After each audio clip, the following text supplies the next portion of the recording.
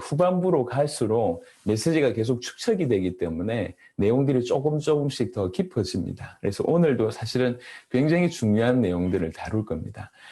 십자가와 부활과 예수는 그리스도라고 하는 굉장히 중대한 문제를 좀 다룰 건데요. 먼저 16강 십자가에 관한 얘기를 좀 하겠습니다.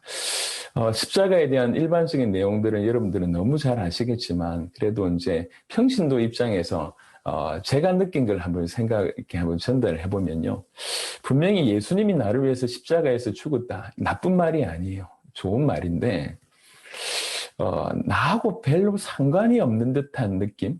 이게 무슨 말이냐면, 내가 지금 이렇게 경제 때문에 힘들고, 아니면 이제 관계 문제 때문에 힘들고, 미래가 불안해서 힘들고 하는데, 그 주님이 나를 위해서 죽었다. 그 말이 이 별로 답이 안 되는 거예요.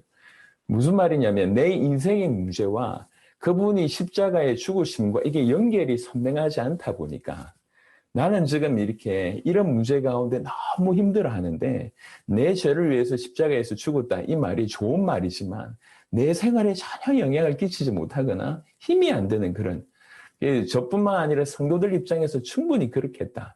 사실은 이 둘 사이에는 이것을 연결시켜주는 정말 어떤 근원의 어떤 본질의 문제에 눈이 열리기 시작하면 이게 남의 문제가 아니고 이렇게 정말 실제적인 어떤 사건이 될 것인데 이게 사건이 되지 못하고 그냥 이제 좋은 말로만 여겨지는 그런 경우들이 많은 것 같습니다. 그래서 예수님이 나를 위해서 죽으셨다. 좋은 말이지만 내 실상에 별로 도움이 안 되는 이런 일들. 또 하나는 이제 엊그제 우간다의 그 영상을 보셨겠지만 그 우간다에서 복음을 받고 지금 열심히 전하고 있는 에코파이로하고 하는 목사님 계십니다. 이름이 기억하기 어렵지 않습니다. 초코파이 대신에 에코파이, 초 대신에 애자만 바꾸면 되니까 그 에코파이 목사님이 키가 180이 넘는 것 같아요. 180 한 5 정도 될 것 같아요. 키가 굉장히 크십니다. 그리고 이제 이 원래 가지고 있는 카리스마가요, 보통이 아닙니다. 그리고 아주 뛰어납니다. 명석하십니다. 그리고 달변가세요. 제가 메시지를 몇 번 시켜보니까요, 그냥 막 휘어잡습니다. 이렇게. 굉장히 메시지를 잘하십니다. 그러다 보니까 이 한 분으로 말미암아 그냥 교단 하나 섰다고 보시면 됩니다. 정말 많은 어떤 영향을 끼치는 분이신데, 이분 이제 만나가지고 이분이 복음을 받고 나서 이제 사역을 하는 중에 이분이 그런 얘기를 고백하셨습니다. 강단에서. 예수님이 십자가상에서 다 이루었다라고 하는 메시지를 난 들었는데 도대체 내 인생에 뭘 이루셨는지 난 모르겠더라. 다 이루었다고 하셨는데 뭘 다 이루셨는지 난 모르겠더라. 예수님 믿고 나는 여전히 문제가 많고 예수 믿고 여전히 해결해야 될 게 많은데 도대체 뭘 다 이루셨는지. 신학이 없는 분이 아닙니다. 많은 걸 가지고 있는데 실제로 주님이 십자가상에서 다 이루었다 이 말이 자기 것이 안 되는 거죠. 자기의 것이 안 되는 거죠. 이런 고백을 이제 하시는 걸 보게 됐습니다. 그러면서 이제 복음이 제대로 이분한테 계시가 되기 시작하니까 그게 이제 폭발하기 시작하는 거죠. 무릎이 안 좋으세요. 걸을 때마다 이렇게 약간 짤뚝짤뚝 이렇게 걸으십니다. 그런 분이 지금 우간다 전역을 누비고 다니시거든요. 제가 이제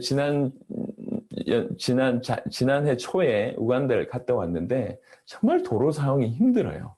그러니까 아스팔트가 이렇게 깔려져 있는 길보다 아스팔트가 없는 길이 많습니다. 흙바닥입니다. 그래서 지나가면요, 자욱한 연기, 그 모래, 뭐 이렇게 진흙 연기가 나는 그런 길을 뭐 이쪽에서 저쪽까지 막 다니면서 사역을 하고요. 어떤 경우는 시간이 이제 이렇게 우리 같은 경우는 서울에서 부산 간다 시간이 예측이 되지 않습니까? 이 도로는 예측이 안 돼요. 그러다 보니까 이제 몇 시간까지 맞춰서 가야 되는데 잠도 못 자고 그다음 바로 또 집회하고 딴 데 이동하고 이런 경우들도 있는 것 같습니다. 근데 마음에 불이 타기 시작을 한 겁니다. 자기가 일평생 선교하고 목회하고 이렇게 큰 교단을 이루었음에도 불구하고 나도 이럴진데 나와 같은 목회자, 나와 같은 성도들 올바로 메시지 전해서 진짜 제대로 믿게 해야 되지 않냐. 이게 가슴에 불이 타니까 지금 그리 사역을 하고 있거든요. 여러분 이제 십자가는 사실은 너무나 좋은 메시지지만 또 너무 많은 메시지가 담겨져 있다 보니까 성도들이 좋은 줄 알지만 비밀이 안 되는 경우들이 사실 많은 것 같습니다. 그래서 이 부분을 우리가 좀 생각을 하고 말씀을 좀 나눴으면 좋겠고, 무엇보다도 예수님이 십자가 지셨다라고 하는 사건, 그것뿐만 아니라 예수님이 십자가상에서 무슨 일을 이루셨는지를 정확하게 우리가 확인하고 알아야 되겠습니다. 그래야지 성도들로 하여금 십자가가 그냥 두리뭉실한 얘기가 아니라 실제 그 십자가 사건이 우리 인생의 최고의 비밀이 되게 해야 사역을 올바로 우리가 할 수 있지 않을까 생각을 합니다. 먼저는요, 크게 예수님의 십자가 지셨다, 그것에 대한 얘기를 좀 해보겠습니다. 신명기 21장 23절에 그 시체를 나무 위에 밤새도록 두지 말고 그날에 장사하여 네 하나님 여호와께서 너에게 기업으로 주시는 땅을 더럽히지 말라. 나무에 달린 자는 하나님께 저주를 받았음이니라. 분명히 얘기하기를 나무에 달린 자는 저주받은 자다라고 얘기했습니다. 갈라디아 3장 13절에 그리스도께서 우리를 위하여 저주를 받은 바 되사 율법의 저주에서 우리를 속량하셨으니 기록된 바 나무에 달린 자마다 저주 아래에 있는 자라 하였습니다. 예수님께서 십자가에 달리셨다. 이 얘기는 이제 성경적으로 얘기하자면 저주받은 겁니다. 당시에 로마와 유대 사회에서의 십자가는 저주로 대표되고 실패, 수치의 상징이라고 할 수가 있습니다. 그래서 지금도 사실은 유대교는 예수님을 메시아로 인정하지 않습니다. 예수님을 메시아로 인정하지 않는 가장 큰 근거를 뭐로 두냐면 이 십자가로 둡니다. 십자가는 저주받은 자인데 어떻게 저주받은 자가 우리의 구원자 메시아가 될 수 있냐? 그럴 수 없다. 그래서 오히려 그 십자가 지신 그 사건, 나무에 달린 그 사건이 유대교인들한테는 예수님을 메시아로 인정할 수 없는 결정적인 사건으로 그들에게는 자리매김하고 있고요. 우리는 그분의 십자가 지심이 우리의 구원의 유일한 길이라고 믿는 겁니다. 이 차이가 나는 거죠. 근데 생각을 해보시면 십자가의 어떤 그 사건, 그러니까 그 저주와 실패와 수치의 상징이라고 하는 그 사건, 그리고 예수님이 그렇게 되셨다는 얘기는 그렇게 죄인으로 여겨졌다는 얘기인데 그 십자가 진 범죄자 가로하고 퀘스천마크 십자가를 진 범죄자 예수가 우리의 구원자가 될 수 있냐? 유대교는 그걸 노하는데 하나님께서는 우리에게 그 십자가 진 예수, 범죄자처럼 보이는 그 예수가 우리의 구원자라고 얘기를 하는 겁니다. 그리고 그 십자가를 통해서 구원의 길이 열렸다고 얘기하는 겁니다. 이게 성경에서 얘기하고 있는 복음의 핵심입니다. 이게 그러니까 이게 인간의 철학이나 인간의 머리에서는 이런 게 나올 수가 없는 겁니다. 이게 십자가를 통해서 구원을 제시하신 이것은 그야말로 100% 하나님의 메시지가 아니면 불가능한 일입니다. 그래서 수치의 상징인 그 십자가가 우리에게 구원의 상징이 됐고 십자가를 진 그 범죄자로 여김받은 그 예수님이 우리의 구원자가 된다는 것은 이건 하나님께로부터 나온 메시지가 아니면 절대로 불가능합니다. 그래서 우리가 쉽게 예수님 십자가 믿지만 생각을 해보세요. 그때 유대인들 입장에서 십자가를 진 그 예수가 우리의 구원자이면서 그가 하나님이라? 이게 말이 안 된다는 얘기예요. 주는 그리스도시요 살아계신 하나님의 아들이라는 얘기는 당신은 하나님의 아들, 즉 하나님이시며 당신은 구원자 그리스도라고 얘기하는 거지 않습니까? 십자가를 바라보면서 범죄자로 여김을 받는, 그래서 지금 정말 형편없이 그 십자가에 매달려 있는 그 분을 보고 저분이 하나님이야 이렇게 믿으라는 건데 이게 있을 수 없는 얘기거든요. 우리는 지금 너무나 쉽게 받아들이지만 유대 배경을 두고 볼 때는 기가 막힌 얘기야. 저분이 하나님이야? 저분이 범죄자처럼 여김을 받고 지금 강도하고 같이 십자가에 못 박혀 있는 저분이 하나님이야? 저분이 우리를 구원하실 수 있어? 그러니까 이제 청중들 중에 그렇게 얘기하지 않습니까? 네가 메시아가 맞다고 하면 네가 네 스스로 내려와 봐라. 그럼 우리 믿을 거다. 이렇게 얘기하지 않습니까? 충분히 이해할 수 있는 부분입니다. 우리는 너무 이제 이미 변화된 십자가의 의미에 익숙해서 그렇지 원래 십자가는 범죄자 중에도 가장 흉악범들을 못 박는 사형 틀이었지 않습니까? 그 사형 틀에 고정되어 있는 그 유대인들과 로마 사회 속에서의 십자가는 도무지 그 십자가 진 예수를 구원자로 받아들일 수가 없고 그 십자가 지신 예수님이 십자가로 구원의 길을 여심을 받아들일 수가 없고 그가 하나님이라고 하는 사실을 받아들일 수가 없는 겁니다. 그런데 어떻게 보면요. 그 로마인들과 유대인들뿐만 아니라 사실 오늘날도 마찬가지입니다. 그 십자가 지신 예수님을 자기의 구원주로 받아들인다. 이거는 절대로 하나님의 능력 아니면 불가능하다고 생각을 합니다. 근데 너무 많은 사람들이 눈 몇 번 감고 영접기도 따라했다고 예수님 믿고 구원받았다고 착각하는데 굉장히 큰 실수입니다. 십자가 앞에 서야 돼요. 그리고 그 십자가 앞에 선 그 예수를 바라보고 이분이 하나님이며 이분이 나를 구원하실 수 있는 유일한 분임이 이게 제대로 답이 되어져야지 그 인생의 참된 구원의 길이 열리는 것이지 그냥 이렇게 내 말 따라 해라 해가지고 이렇게 몇 구절 이렇게 한다고 그런다고 구원이 임하는 게 아닙니다. 차제에 말씀드리겠지만 영접과 영접 기도는 다릅니다. 영접 기도한다고 영접하는 게 아닙니다. 진짜로 영접된 사람들 중에 영접 기도하는 사람들이 있겠죠. 하지만 영접과 영접 기도가 이꼬르가 아니란 얘기예요.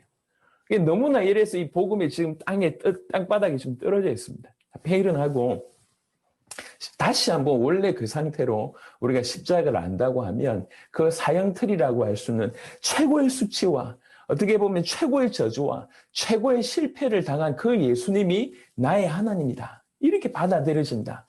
그분이 나를 구원하실 수 있는 분이다. 라고 받아들여진다고 하는 것은 그야말로 은혜입니다. 하나님의 계시죠. 왜 이런 일이 될 수 있냐면 그가 나의 죄를 위해서 죽으셨다. 이게 믿어질 때. 그 십자가상에서 내 모든 문제를 끝내셨고 나를 위해서 대신 죽으신 것이다. 라고 믿어질 때 사실은 이제 진짜로 십자가가 우리에게 능력이 되는 것이죠.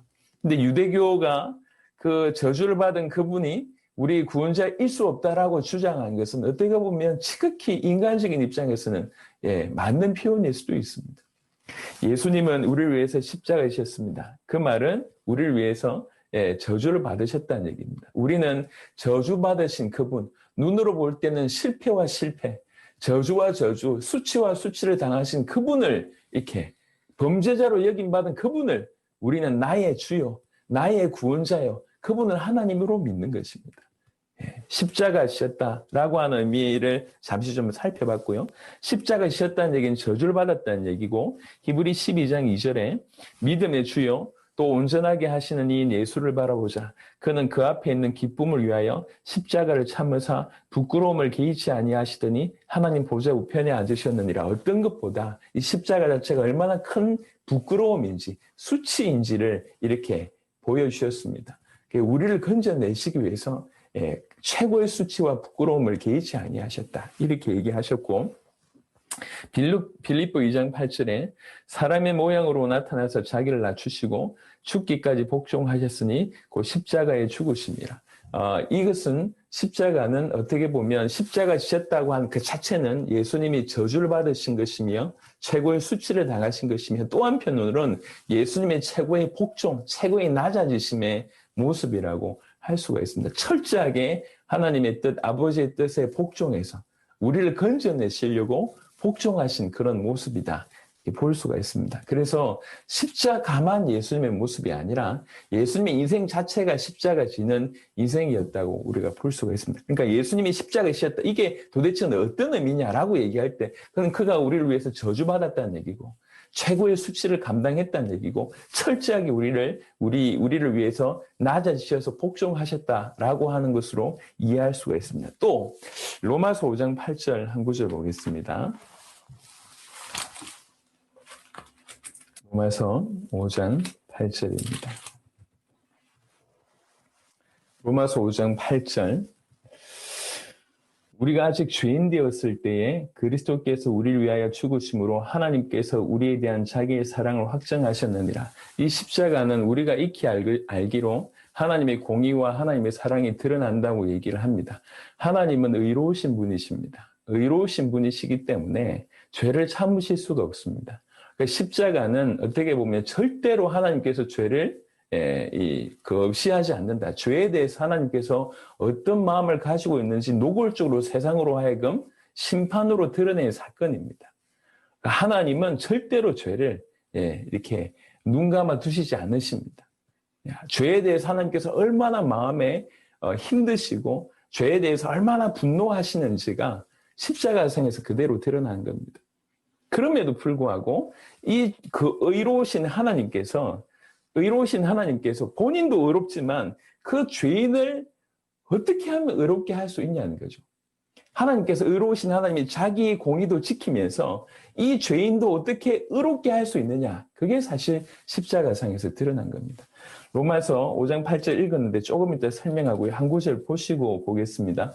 로마서 3장 26절입니다. 로마서 3장 26절. 곧 이때에 자기의 의로우심을 나타내사 자기도 의로우시며 또한 예수 믿는 자를 의롭다 하려 하심이라. 공의로우신 하나님이 죄인을 그냥 심판하셔야 되는데 이게 하나님의 공의의 드러남인데 그 죄인도 의롭게 하시기 위해서 당신의 아들을 대신 대속물로 십자가에 못 박으신 겁니다. 그래서 십자가는 하나님의 사랑만 드러나는 것이 아니라 하나님의 공의가 스슬프렇게 드러나는 것이 십자가입니다. 그래서 십자가는 하나님이 죄에 대해서 얼만큼 진노하시는지가 그 안에 드러나 있고 그런 죄에 대해서 진노하신 하나님이시지만 또 우리 인간들을 얼마나 사랑하시는지가 드러나 있습니다. 그게 예수님의 십자가상에서 나타나 있는 겁니다. 그래서 하나님의 사랑과 하나님의 공의가 드러난 곳이 십자가다 이렇게 얘기를 합니다. 우리가 잘 알고 있는 내용이지 않습니까? 자기도 의로우시면서 어떻게 하면 죄인들도 의롭게 하실 수 있느냐. 그게 십자가상에서 드러난 사랑이었습니다. 5장 8절에 우리가 아직 죄인 되었을 때에 그리스도께서 우리를 위하여 죽으심으로 하나님께서 우리에 대한 자기의 사랑을 확증하셨느니 하나님이 우리를 얼마나 사랑하시는지가 그 십자가상에서 드러났습니다. 그래서 예수님이 십자가 달렸다. 이것 자체는 그가 저주를 당하셨다. 그가 수치를 당하셨다. 그가 철저히 낮아져서 복종하셨다라고 하는 것을 담고 있다는 얘기고 또 하나님 편으로 봤을 때 예수님을 십자가에 달리게 하신 이유는 하나님이 공의로우신 분이시며 하나님이 우리를 사랑하신다고 하는 것들을 여실하게 드러낸 사건입니다.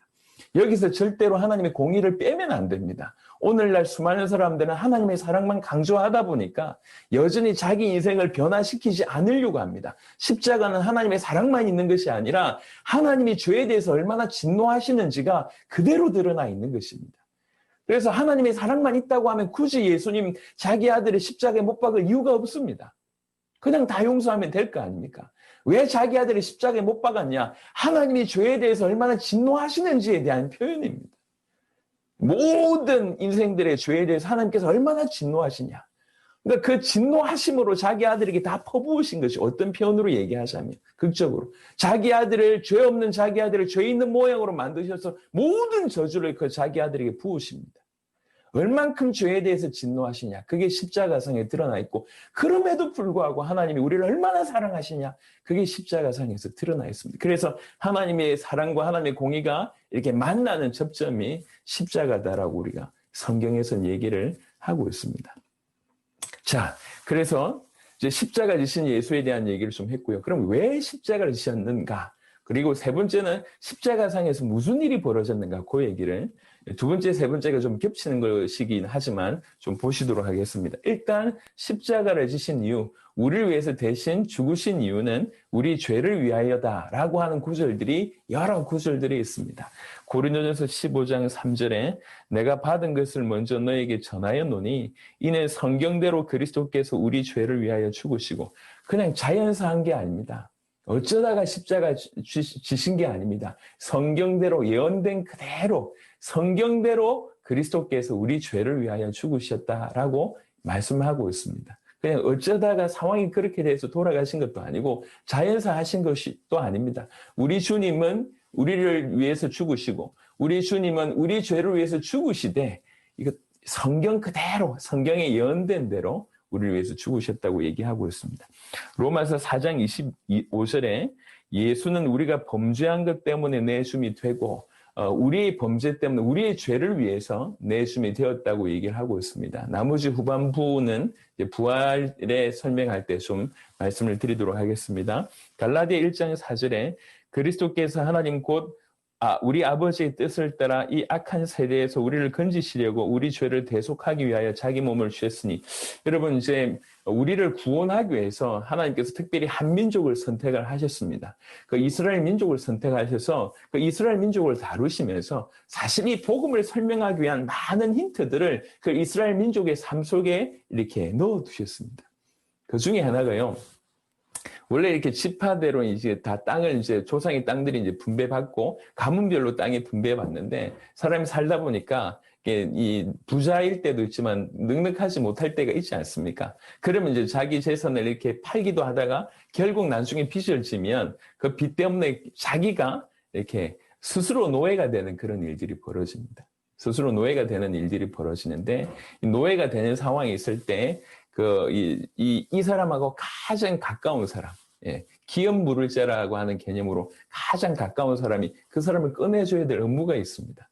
그러면 이제 이 종으로 살고 있는 이 사람의 섬기는 주인한테 가서 돈을 주고 이 사람을 사옵니다.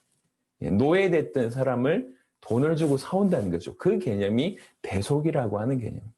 돈 주고 다시 사온다는 거죠. 이 개념이 이스라엘에게는 쫙 깔려 있습니다. 역사 이래로 깔려 있는 개념입니다.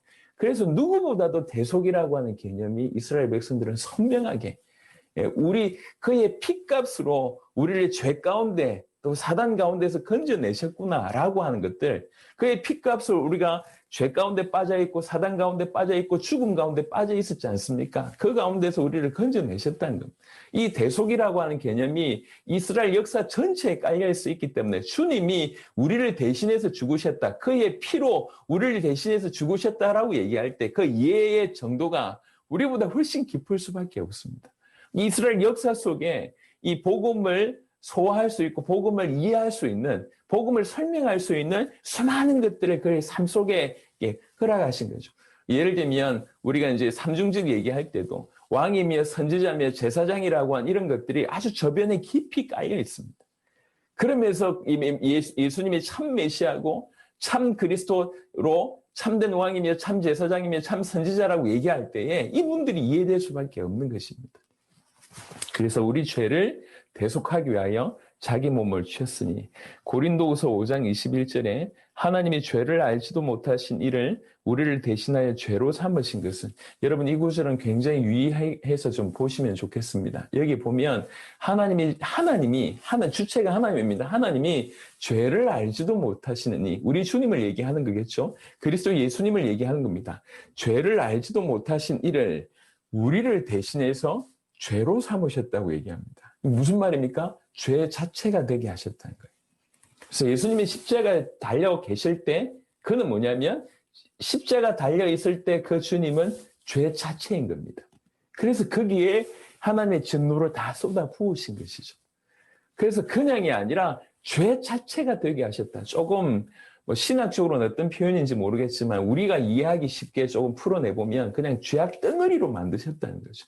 전 세계 죄를 한 곳에 집결을 하신 그 죄 자체가 되셨다고 볼 수가 있습니다. 하나님이 하셨어요. 죄를 알지도 못하신 이를 우리를 대신하여 죄 자체가 되게 하셨다. 왜 이렇게 하셨냐라고 얘기하면서 이는 우리로 하여금 그 안에서, 그 그리스도 예수 안에서, 그 하나님 안에서 하나님의 의가 되게 하려 하십니다. 우리는 죄인인데 우리로 하여금 하나님이 만드신 하나님의 의가 되게 하기 위해서 죄를 알지도 못하신 그를 죄 자체가 되게 하셨고 그 죄에 하나님의 진노를 쏟아 부으셨다고 얘기합니다. 우리 죄를 위하여 그분은 십자가를 지셨습니다. 우리 죄를 대속하기 위해서 십자가를 지셨습니다. 우리 죄를 대속함의 그 결과는 우리가 죄 가운데 해방받을 뿐만 아니라 거기서 그치지 않고 하나님의 의가 되는, 의롭게 여김을 받는, 칭의라고 얘기하지 않습니까? 의롭게 여김받는 일이 벌어진다는 거죠. 디모데전서부터 후반 부분은 그 부분을 계속 얘기하고 있습니다. 디모데전서 2장 6절, 그가 모든 사람을 위하여 자기를 대속물로 주셨으니 기약이 이르러 주신 증거니라. 베드로전서 2장 24절에 친히 나무에 달려 그 몸으로 우리 죄를 담당하셨으니 이는 우리로 죄에 대하여 죽고 의에 대하여 살게 하려 하심이라. 그가 채찍에 맞음으로 너희는 나음을 얻었나니 그가 우리를 위해서 죽으시며 대신 죽으셨기 때문에 더 이상 죄와는 우리가 상관없는, 죄에 대해서는 우리가 죽은 자가 됐고, 그리고 도무지 우리는 의하고 상관이 없는데 의에 대해서 살아있는 자가 되는 일들이 그의 대속으로 이루어졌다 이 얘기입니다. 그래서 그의 십자가 지심은 가장 노골적으로는 우리 죄를 위하여 지신 것입니다. 우리 죄를 위해서 대신 죽으셨다고 볼 수가 있습니다. 자, 여기에서 조금 더 이제 좀 나아갈 필요가 좀 있을 것 같습니다. 요한복음 19장 30절 보시면 내가 다 이루었다고 말씀하셨습니다. 십자가상에서. 뭘 다 이루셨을까요? 그 이루신 내용이 뭘까요? 우리는 그걸 확인해 봐야 됩니다.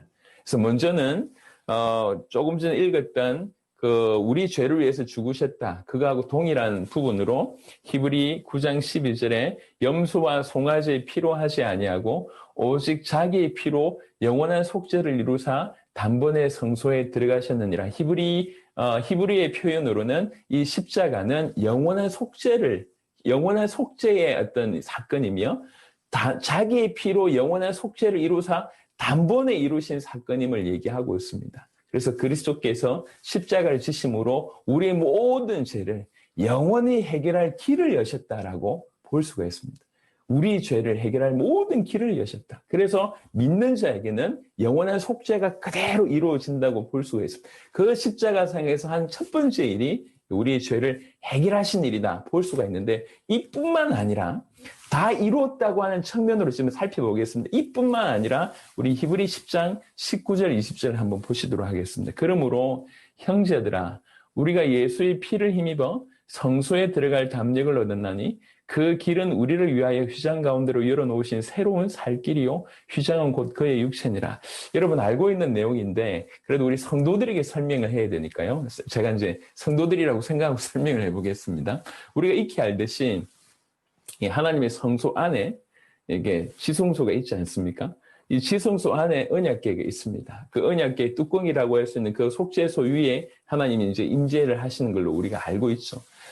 보통은 이제 대속죄일 날 그 해에 뽑힌 대제사장이 백성들의 죄를 속하고 또 자기의 죄를 속하고 나서 그리고 나서 이제 휘장을 열고 지성소로 이게 들어가는 일이 이제 벌어집니다. 그런데 만일 이 백성들의 죄가 속하여지지 않았거나 자기의 죄가 속해지지 않았다고 하면 그 지성소에 들어가서 죽는 일이 벌어집니다. 그래서 제사장의 겉옷은 그 모든 술마다 방울을 답니다. 겉옷에 방울을 달고요.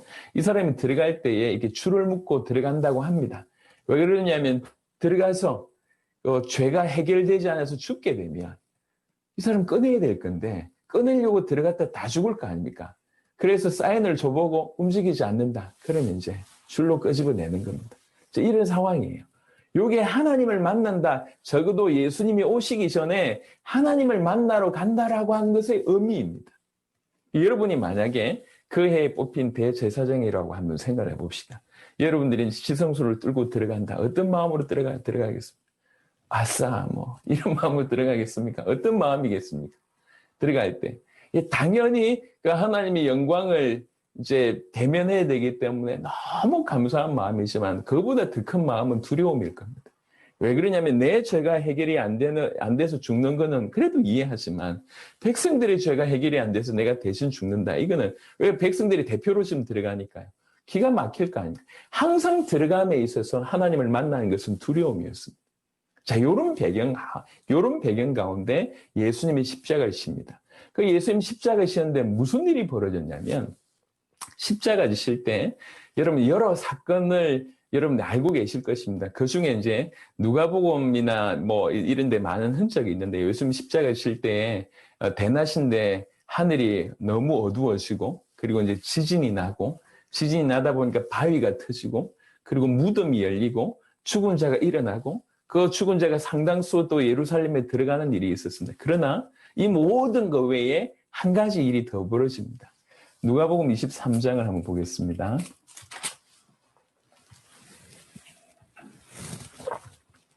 누가복음 23장 44절부터 보겠습니다. 누가복음 23장 44절 때가 제60쯤 되어 해가 빛을 잃고 온 땅에 어둠이 임하여 제90까지 계속하며 45절입니다. 성소의 휘장이 한가운데가 찢어지더라 라고 되어 있습니다. 성소의 휘장이 찢어지는 사건이 벌어집니다.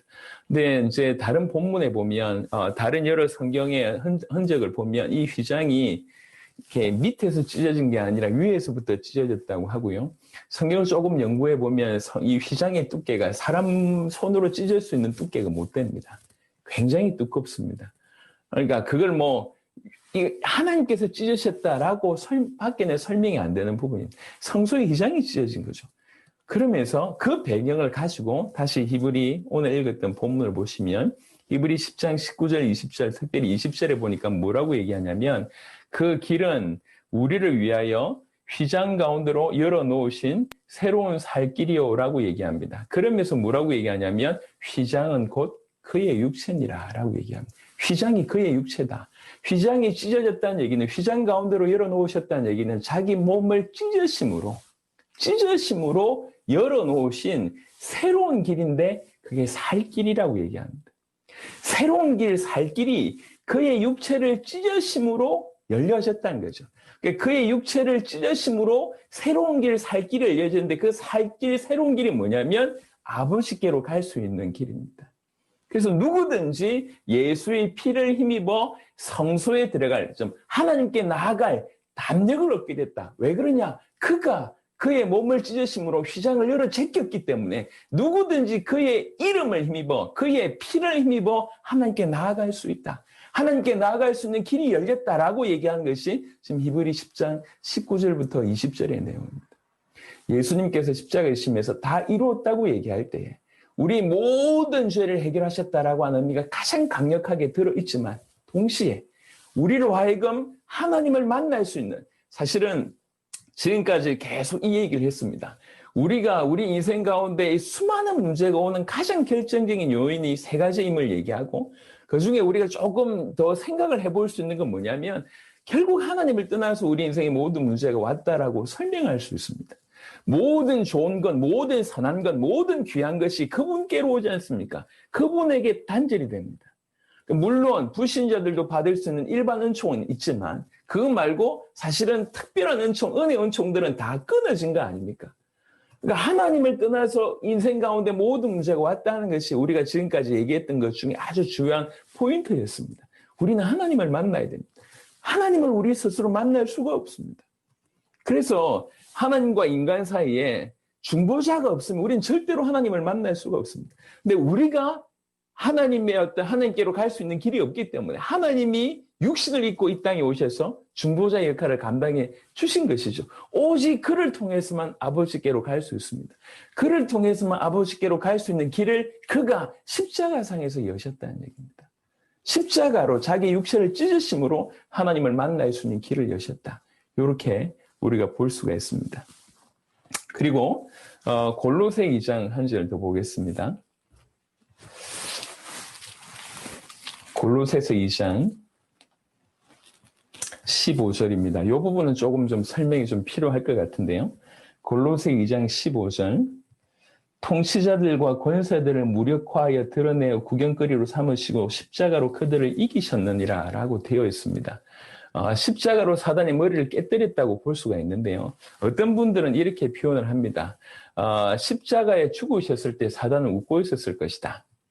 그러다가 부활하자마자 부활로 이렇게 사단의 모든 부분들이 완전히 무너졌다. 이렇게 이제 설명하시는 분들도 있습니다. 물론 그 부분들도 인정을 하고 맞다고 생각합니다. 하지만 사단을 결정적으로 이긴 사건은 십자가 때부터 시작이 된 겁니다. 십자가 때문에. 이미 십자가로 사단을 이기셨고 그 십자가로 사단을 심판하셨다고 볼 수가 있습니다. 결정적인 구절 하나가 골로새 2장이고요. 요한복음을 한번 보겠습니다.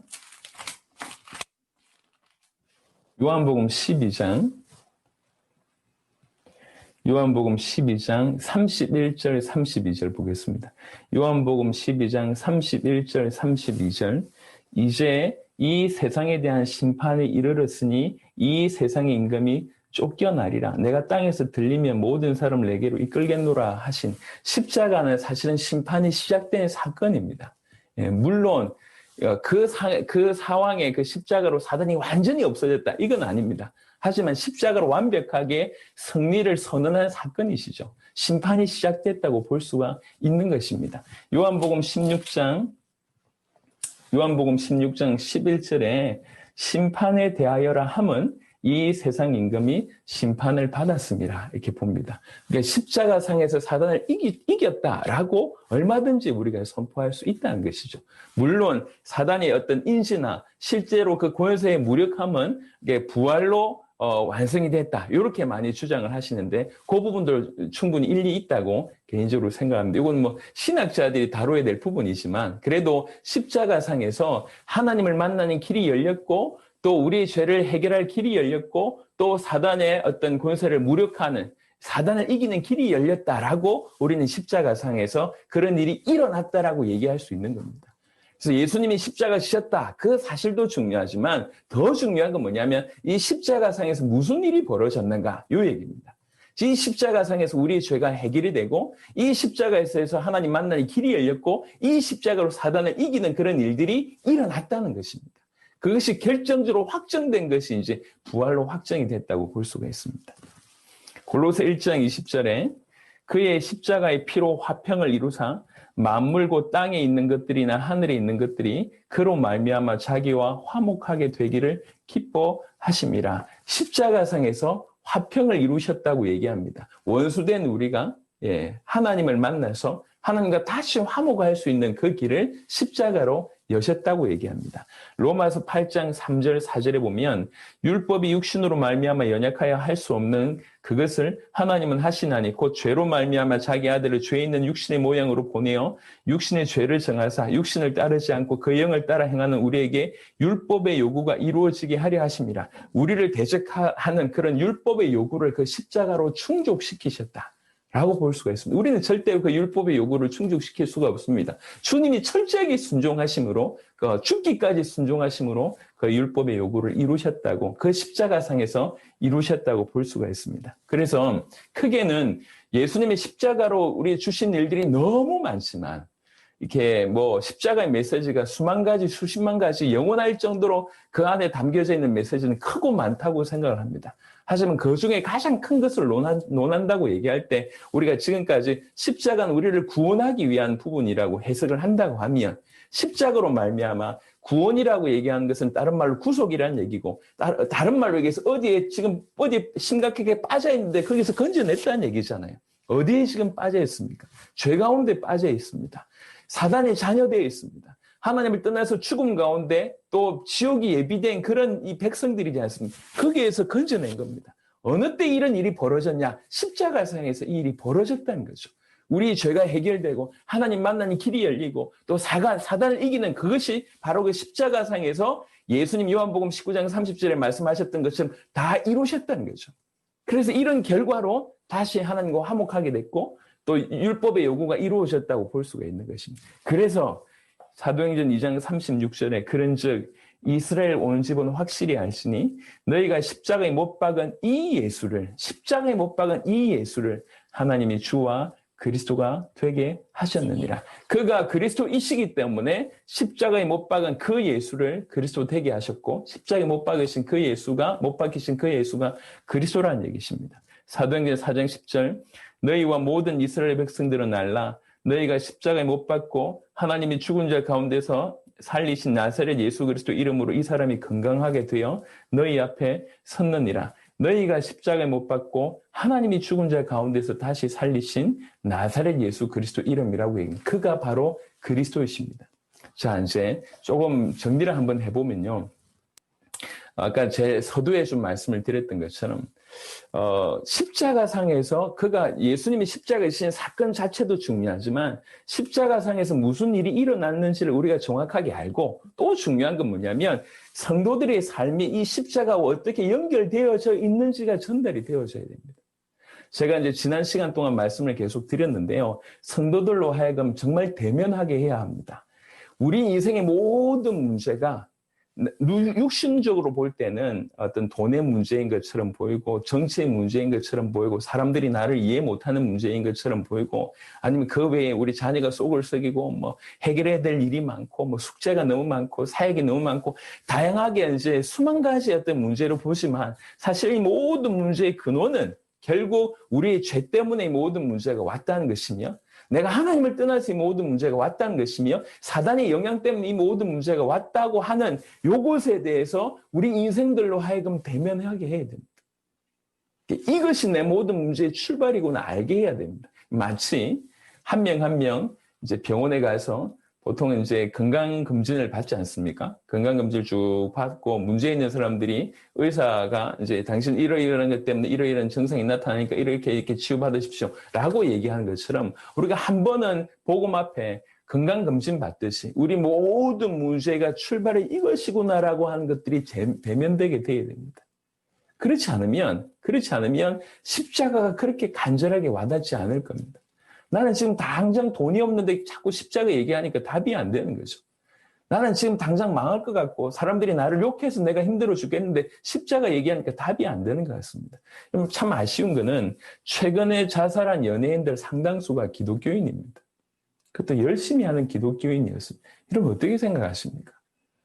어떻게 생각하냔 말이에요. 좀 최근에는 보니까 자살하신 목사님이 이렇게 목회하는 교회가 아직도 여전히 잘 되고 있다는 얘기를 들었습니다. 저 그 교회 잘 모릅니다. 잘 모르고 또 그분의 메시지를 들어보니까 메시지가 굉장히 깊더라고요. 비난하고자 하는 의도는 없습니다.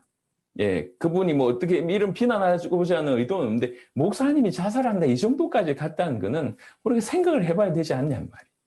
우리가 왜 수많은 연예인들 중에 자살하는 대부분의 사람들이 기독교인입니까? 그 기독교로 살아가면서 답이 없다는 얘기 아닙니까?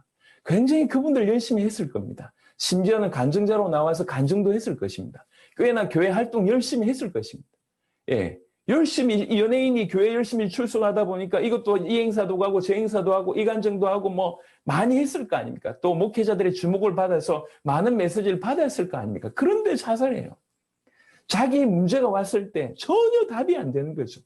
그가 나를 위해서 죽으셨다. 그게 저 먼 얘기로 보이는 거예요. 지금 나는 이 문제에 빠져 있는데 이거하고 그 십자가하고 연결이 안 됩니다.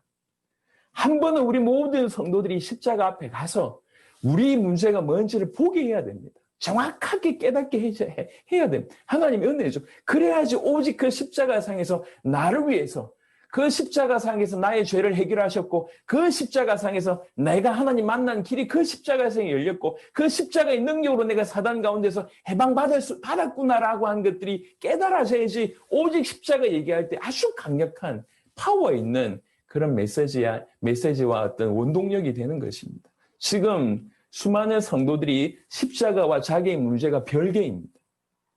자기 앓고 있는 문제와 십자가의 능력이 별개입니다. 겨우 이용하는 것은 예수의 이름으로 어떻게든지 이 부분에 응답 주실 하나님만 찾고 있습니다. 여러분 그게 중요하지 않습니다. 이 모든 문제의 시작을 이들이 정확하게 보게 한다면 그 십자가로 내 모든 문제가 근원이 이미 끝났고 무너졌다고 하는 사실을 안다고 하면 지금 이 문제도 아무것도 아니구나. 내가 이 문제 때문에 죽는다 할지라도 내가 이미 근원이 해결됐기 때문에 영원한 과거, 현재, 미래라고 하는 영원한 문제가 해결됐기 때문에 괜찮다라고 하는 것들이 깨달아집니다. 그런 사람이 주를 위해서 삽니다. 그렇지 않은 사람은 영원히 자기를 위해서 살 수밖에 없는 인생이 되는 것입니다. 이건 굉장히 중요한 문제예요. 그러니까 우리가 이미 십자가에 대해서 일반적인 내용들은 우리 목회자들이니까 다 알고 있는 내용이지 않습니까? 하지만 제가 드리고 싶은 메시지는 뭐냐면 우리 성도들이 우리 메시지를 받고 있는 수많은 대상들이 이 십자가가 자기의 비밀이 안 되고 있다고 하는 것에 대한 부분을 말씀을 드린 겁니다. 왜 안 되고 있냐는 거죠. 이 강력한 십자가 메시지가 이 자기의 삶 속에 전혀 적용도 안 돼 있고 전혀 이렇게 연결도 안 돼 있고 그냥 막 따로 지내는 겁니다. 좋긴 좋은데 나쁜 얘기는 아니죠. 나를 위해서 죽으셨다. 나쁜 얘기는 아니지만 답은 안 된다는 얘기예요. 왜 그렇습니까? 자기 인생의 문제가 근본적으로 무언지를 인지하지 못하기 때문에 그렇습니다. 그리고 이 모든 문제가 십자가에서 끝났다고 얘기할 때 그것이 얼마나 강력한지를 몰라서 그렇습니다. 자기의 문제를 인지하고 그것이 십자가상에서 예수님께서 끝내셨다라고 진실로 깨달아진다고 하면 지금 있는 문제가 그닥 크게 보인다 안 크게 보인다를 떠나가지고 더 이상 이 사람을 맬 수 있는 문제는 안 되게 된다는 거죠. 그런 사람이 주와 복음을 위해서 살 수 있습니다. 그래서 오늘은 십자가상에서 다 이루었다. 그 말이 무슨 말인가? 이 얘기를 좀 나눴고요. 그리고 예수님이 십자가에 지셨다. 이게 어떤 의미인지를 좀 다뤘습니다. 사실 십자가는 수십 시간 해도 많을 그런 신학의 내용이지 않습니까? 그런데 이제 우리 성도들로 하여금 어떻게든지 예수님이 그리스도이심을 이해하기 위한 차원에서의 십자가를 잠시 조명을 해봤습니다. 하나님께서 저와 여러분들에게 은혜를 주시길 바라고 하나님이 우리를 좀 더 불쌍히 여기셔서 우리에게 더 복음이 더 계시되게 하시게 되기를 바랍니다.